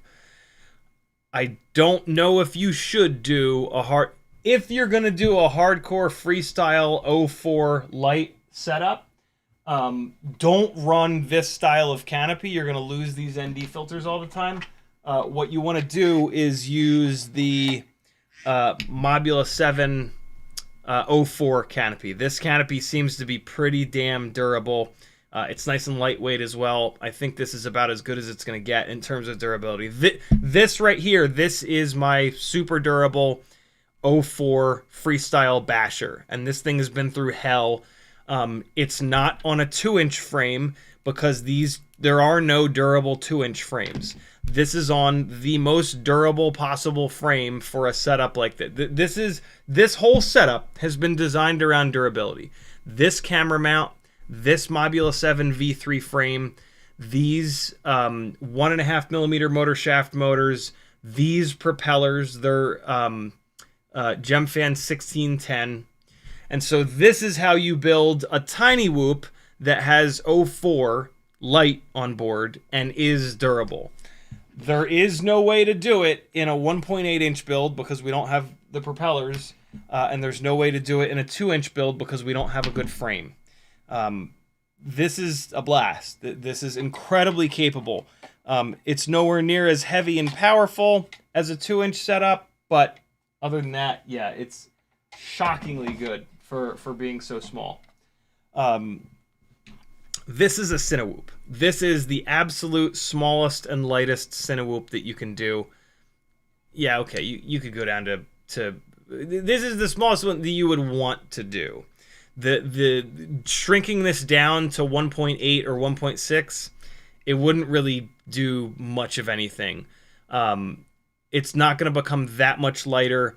You're not going to be able to pick up as heavy of a battery. This whole mount setup with the extra little piece from Flywoo and the ND filters, this shit gets heavy, man. And so this is, if you're going to build a itty bitty little Cinewhoop, I think this is how you should do it. I tried with all different sizes, 1.6, 1.8, 2, and this is king. With a little Cinewhoop, you're going to be flying it outside, and there's wind outside, and this is going to handle the wind better than the smaller stuff. That little 1.6 inch rig, since it's like a hardcore basher, I'm always nose down, just screaming, and so the wind doesn't affect it quite as much. A more Cinewhoop type build, you're going to be going slower, and the wind is going to really become noticeable when you're going slower. So, yeah, that's this guy. Last but not least is what I was playing at the beginning of the live stream. This is a sub 250G Pro Turtle frame build with RC & Power 1003s at 14,000 kV. And I really like running this on 2S 300 mAh batteries, but it will also carry a 2S 450 mAh battery. Now we're going to really talk about durability. And the problem with doing these digital builds is essentially a lack of durability.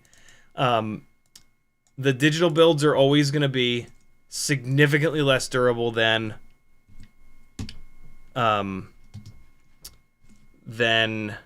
their analog counterparts. Is this today? Ooh, it kept recording. I'll be damned. Oh, cool. Okay, this is today. I thought that it lost this DVR file. So, at the end of this flight file, I'm going to crash.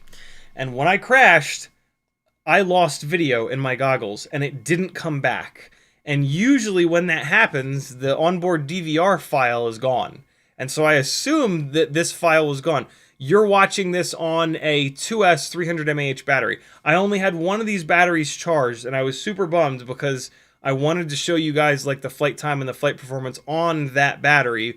But then when the goggles disconnected, I was sad because I thought I lost this. But yeah, so you can see I'm going up high because it's gorgeous.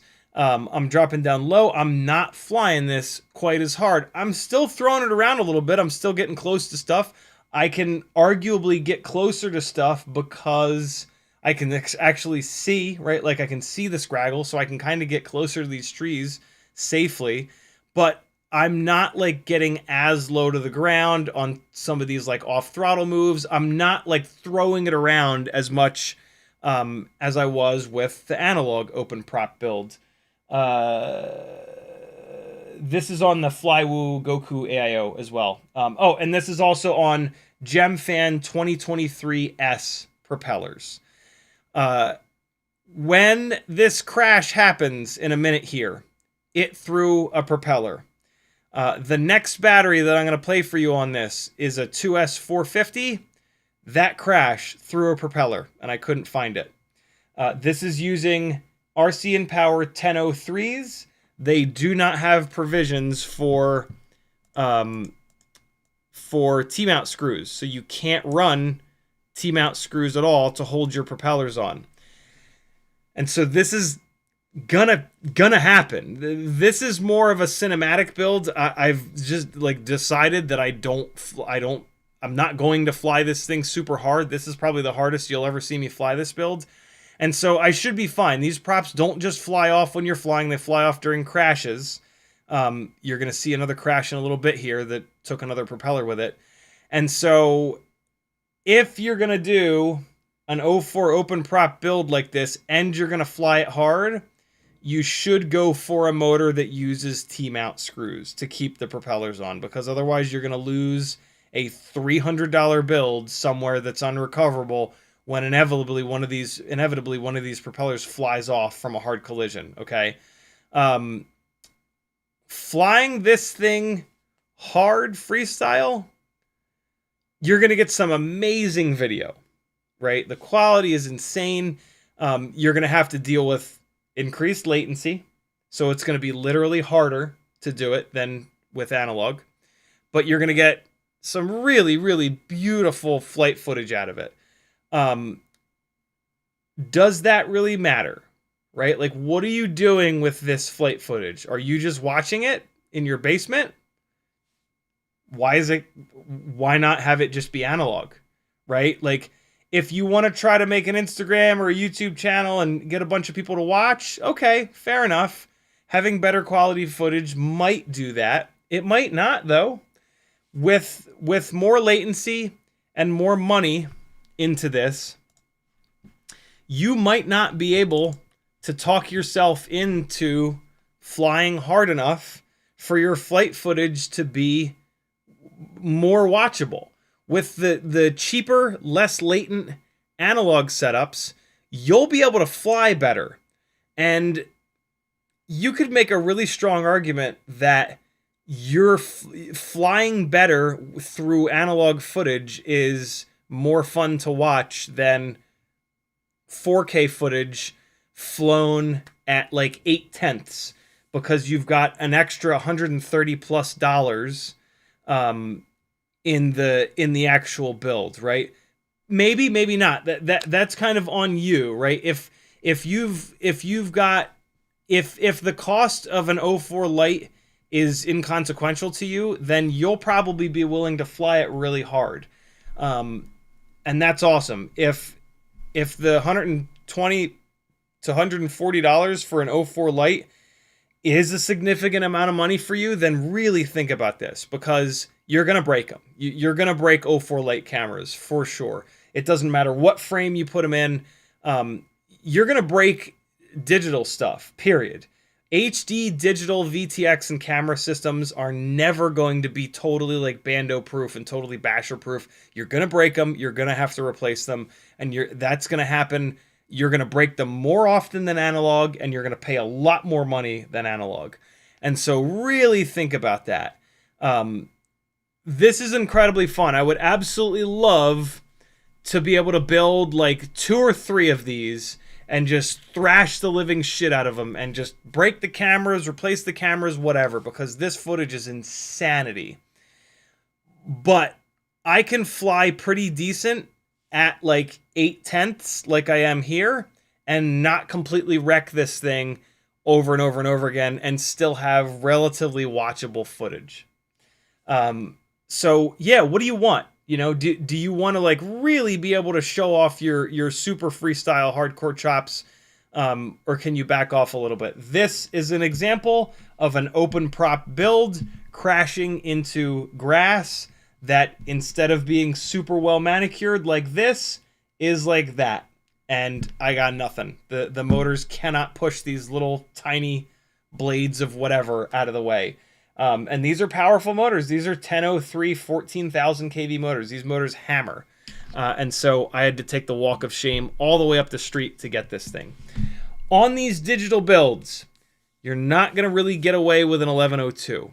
You're going to want to go with a 3mm tall motor across the board.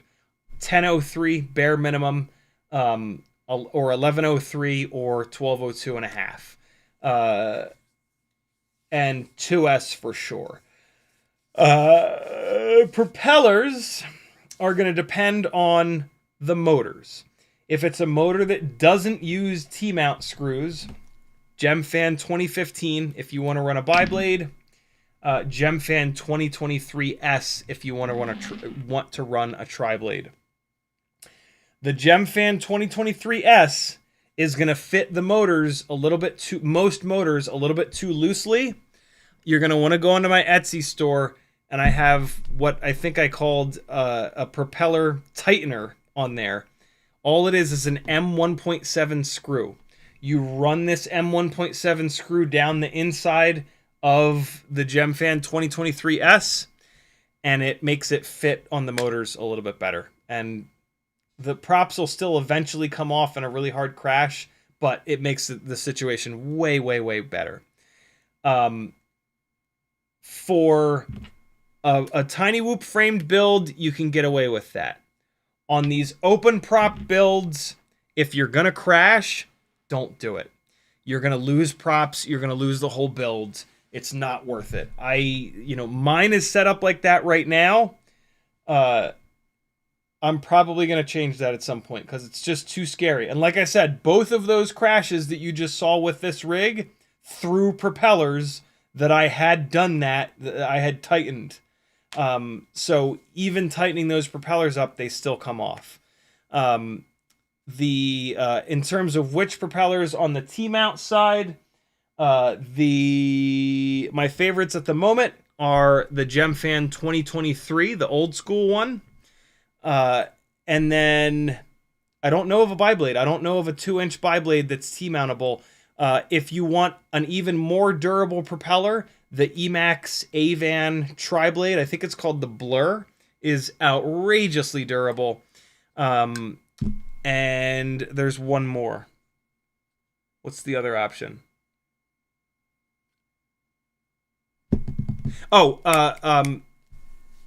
These are the two best options, but if you're just desperate for a third option, Azure. Azure has a 2-inch prop that's pretty good.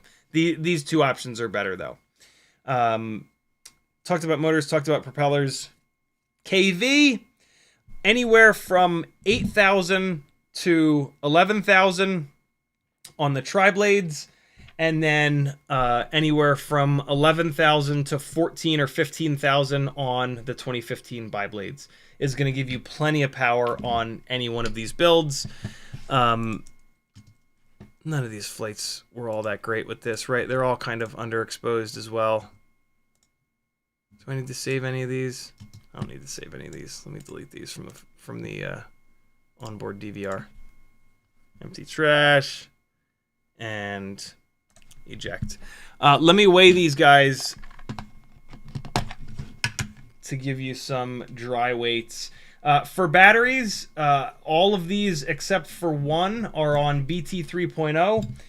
The only reason this isn't on BT 3.0 is that it came with this XT30, and I have some of these XT30 batteries, and so it's whatever. BT 3.0 is significantly lighter.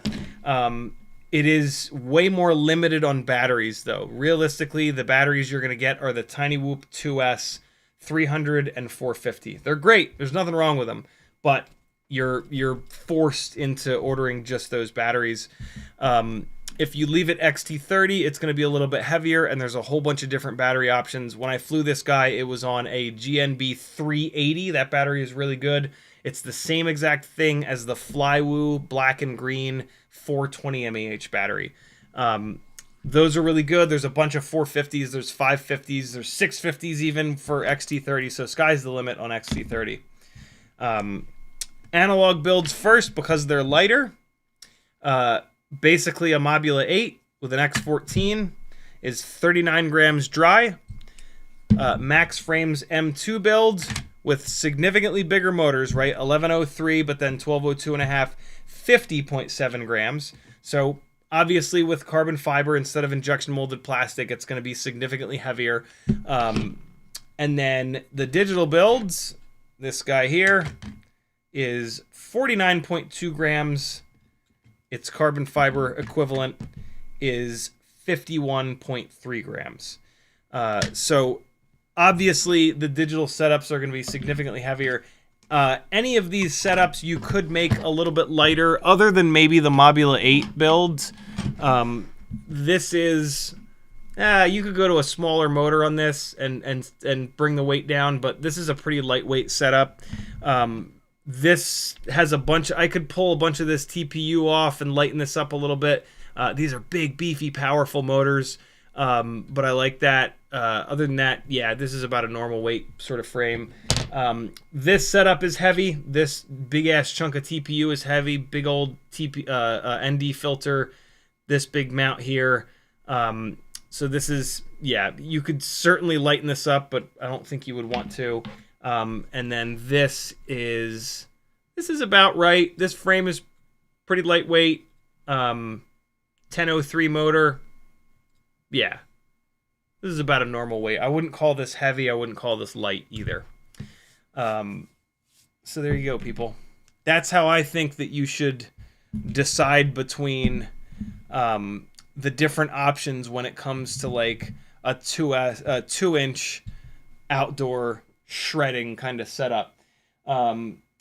You could do a 1S build. I once I get an AIO for this, I will have this. This is the Baby Turtle V7 frame.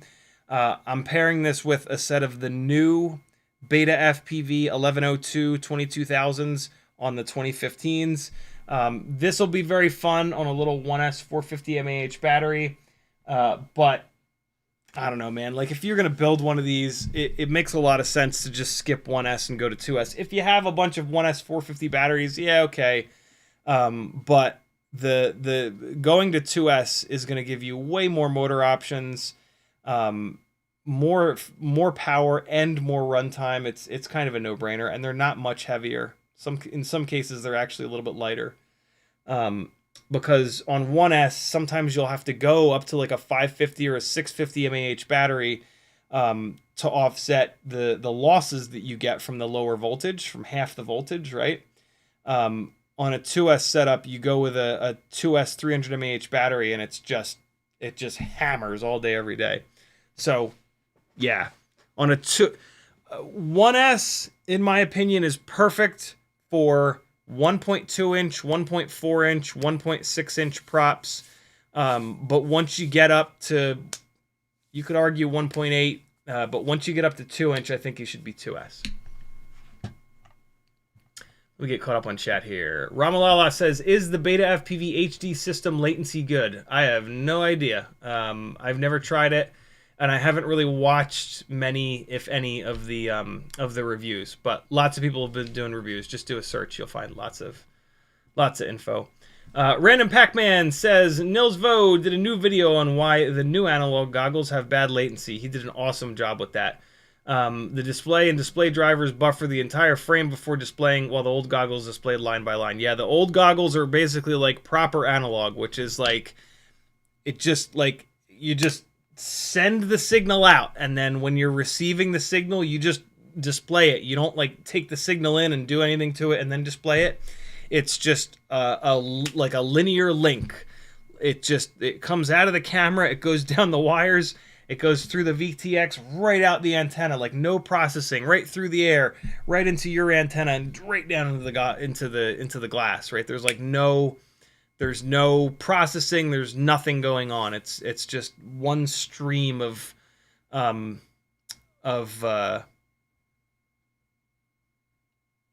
is it? I was about to say ones and zeros, but I guess it's not.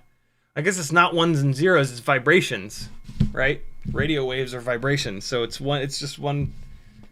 Well, no, it's ones and zeros inside of the quad, and then it becomes vibrations, and then I guess it becomes ones and zeros again, because they have to get displayed on the screens.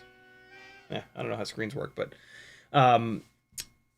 so yeah, interesting that a lot of these new analog goggles have such an extreme amount of latency, kind of insanity, right? The whole point of analog, not the whole point, but a lot of the point of analog is ultra low latency. The fact that these goggle manufacturers have not focused on that is kind of insane. So yeah, old goggles for the win, friends. Get yourself a pair of HD3s if you don't need good DVR.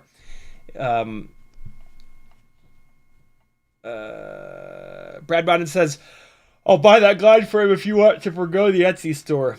Deal. Shoot me a message and remind me.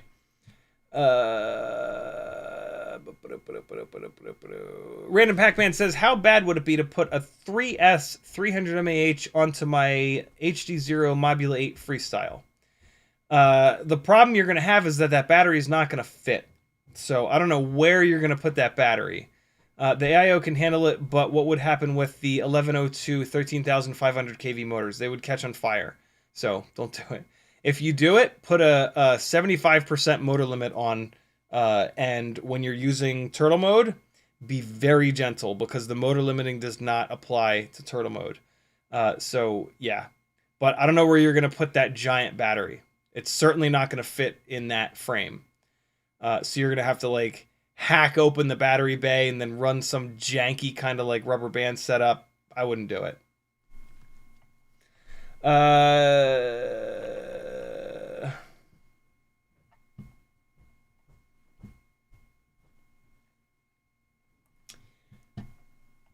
am I at here? Maxx Frames is in the house. What's up, dude? He says, I designed the M2 for the 04 Lite. We've been smashing them for the past 8 months and have not had a single 04 Lite fail. Wow, that goes against like everybody else.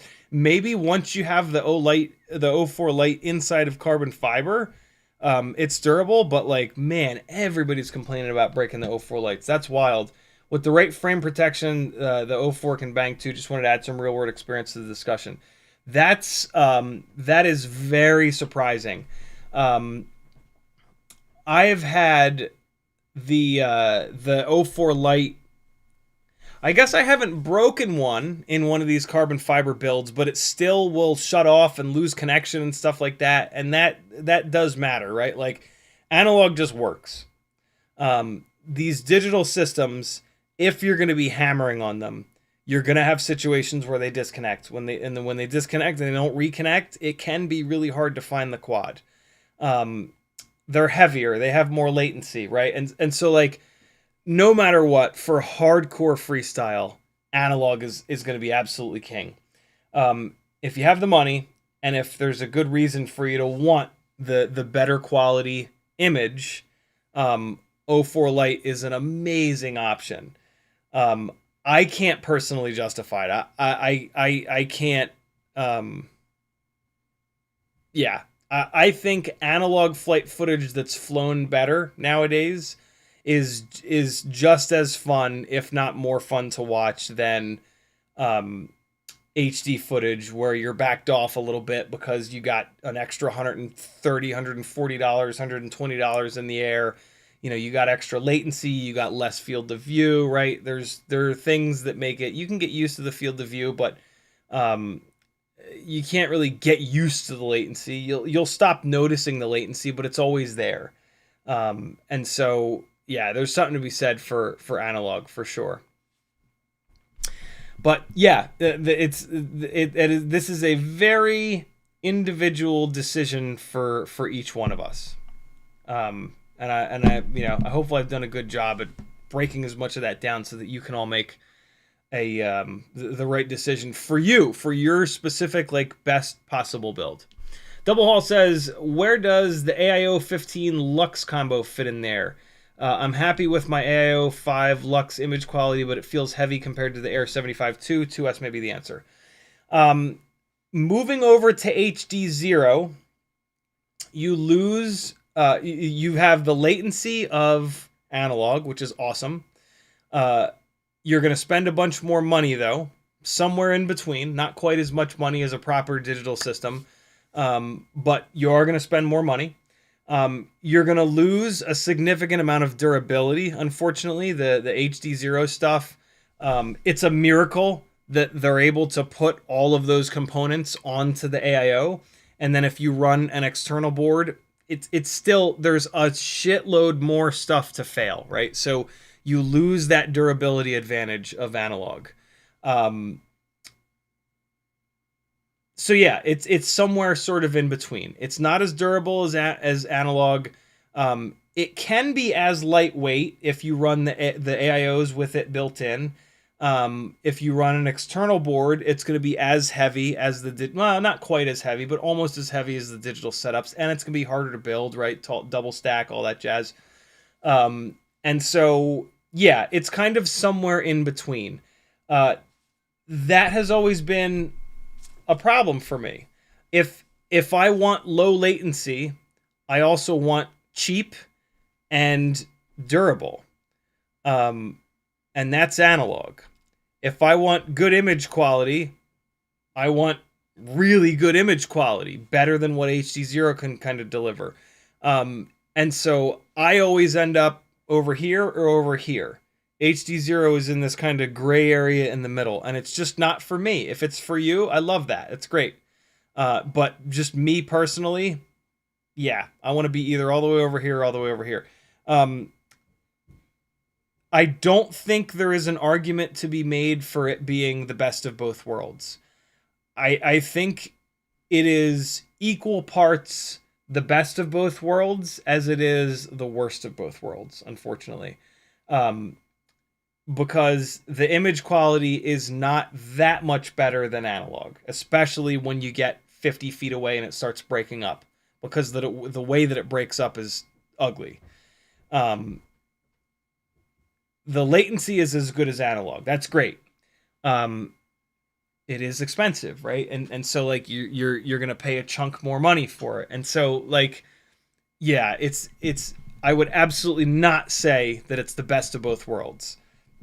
I think that the people that it's good for are the hardcore racers and people that spent all this money on HDZero goggles and will be goddamned if they don't use HDZero. And like, that's fine, you know, like I'm making a little bit of a joke about that, but like, that's totally fine, man. If I hadn't gotten such a good deal on these HDZero goggles, I would probably be much more willing to have an HDZero build put together. I do have one. I have a RC Drift Car Chasing HDZero build. That's the best use for it that I've found. But other than that, yeah, I don't like it outside. I don't like flying HDZero outside. The breakup is just horrifying. It drives me mad. But yeah, there you go. That's where I think HDZero kind of sits. Great question, Double Hall. Thank you for asking that. Uriel says, maybe it sounds silly, but I got bad glue for the support of slippery props. A bit out of the box black nail polish. Yeah, you could. That's a totally fine idea. The only thing I'd be worried about that is that if what you don't want to happen is for the glue to be a little bit too good and you put the prop on and you can't get the prop off and you have to wreck the motor getting the prop off. So using like a shitty glue to keep the propellers on, it's kind of dangerous. But if you can find the right glue, yeah, it could totally work. I wonder if E6000 could work, because E6000 has that like kind of gummy, stretchy consistency. I wonder if you put like the tiniest little dot of E6000 on the motor shaft and then you put the propeller on there. I wonder if that would give just enough grip to keep the propellers on, but then still have you be able to remove them and not ruin the motors. That's the name of the game. These motors are very fragile. And it's very easy to ruin the motor when you're when you're either putting a prop on or taking a prop off. My 1.49 and 0.99 millimeter drill bits that I sell in my Etsy store certainly do help the situation in a lot of cases. Unfortunately, the GemFan 2023 S's have the opposite problem, where they're a little bit too loose. But yeah. Luckily, there's a bunch of motors available that have T-mount. T-mount is really, really nice. Cole FPV says, in my honest opinion, HDZero beats DJI walk snail at latency. I mean, that's not an opinion. That's just fact. The HDZero latency is significantly less. It's the same as analog, basically, right? And analog destroys DJI walk snail latency. So that's just fact. HDZero beats analog at FPS. If you run the 90 frame per second camera, yes, but we can't really run that camera on these smaller builds. So that's only for like a bigger build. But sure, on bigger builds, yep, it's got a little bit more FPS. If you aren't racing, chances are HDZero is not the best tool for the job. Yeah, agreed. Ramalala says, goggles are the hardest entry to the FPV hobby. I appreciate that. They are indeed. And all of these manufacturers making their own version of Artisan is extremely frustrating. And I really hope that they don't continue to do that. But I have a feeling that they will. I have a feeling that every single manufacturer is going to have their own version of Artisan. And it's just going to be a total shit show. It's already a shit show.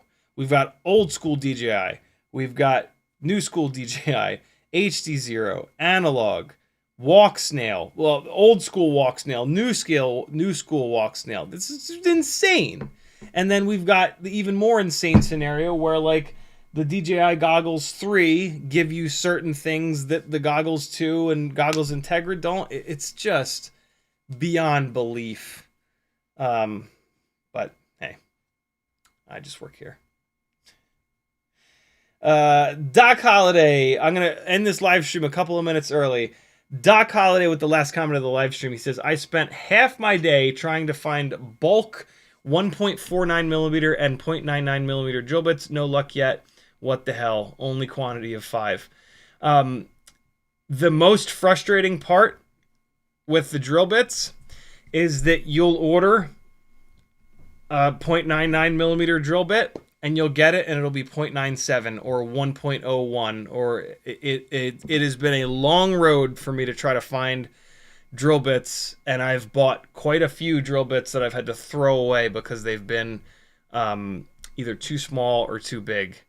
So yeah, I wish I could help, man, but I roll the dice every time as well. Cole says, don't forget OpenIPC. Yeah, that as well. Double Jose says, quick tip. If you use super glue, place your object in front of a fan to avoid the white residue. That's a really cool tip. I never thought about that. Something that you can do that I used to do, speaking of super glue, to tighten propellers up, is you take a pin, you put the most minimal amount of super glue on the tip of that pin, and then you smear that around in the inside of the propeller, and then you let it dry. What you want the super glue to do is become textured. And then when you put the propeller on, there's going to be that super glue texture in between the smooth plastic and the smooth metal. When you take that propeller off, you're going to lose most of that super glue. You can usually put the prop back on once and it'll be gripping good. If you pull it off another time, all the super glue will be gone. You have to do it again. Make sure the super glue dries in the propeller. Don't super glue the propeller to the motor shaft. You'll never get it off. You'll wreck the motor. Uriel says, you said 1.49 mmand. I'm not sure what that means. Thanks for hanging, friends. CiottiFPV.com to support me if you like this content. We'd like to see it continue. Click thumbs up, subscribe, clip the funniest thing that I said, and send it to somebody or put it on a local group. Hang out on my Discord. See you guys over there. Here is some more of the analog flying. What is this? The whoop? No, let's put the Maxx Frames build up because that thing just rips. Oh! Hold on. I was flying it a couple days ago. Where's it at? Here's that Maxx M2 frame a few days ago for some different flight footage from it. Or not. Where the hell was it?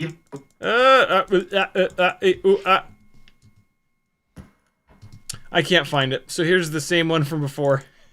I'll see you guys on Sunday. Thanks for hanging, people.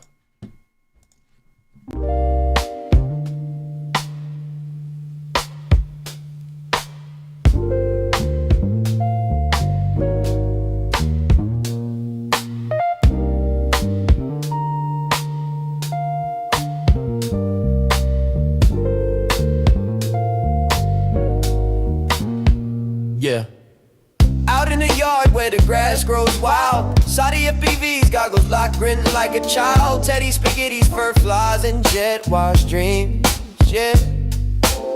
Chasing small whoops like a dog possessed fiend. Eyes on a neon blur, hard in the chase. Big fuzz and prop spin, all tangled in place. Yeah.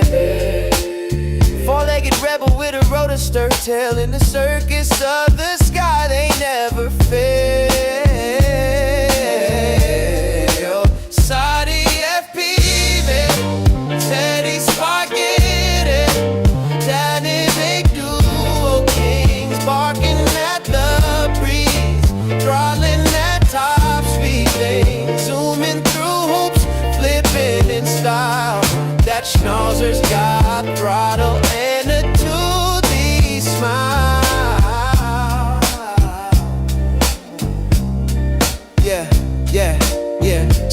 sticks, Teddy's on pause. Side by side, legends breaking all the laws.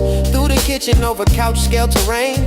Backyard mayhem in their flight domain. No ground too sacred, no loop too tight.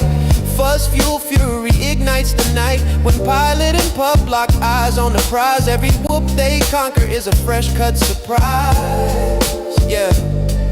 Yo, Shotty behind the sticks, Teddy's leading the pack. Prop guard missiles unleashed, never looking back.